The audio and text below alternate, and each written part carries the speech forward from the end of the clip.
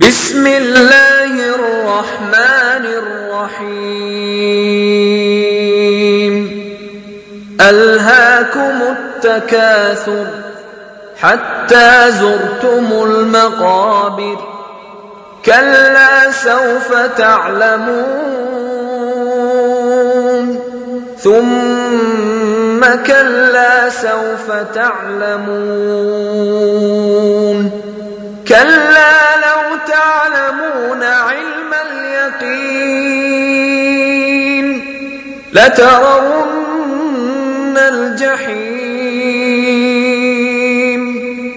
ثم لترونها عين اليقين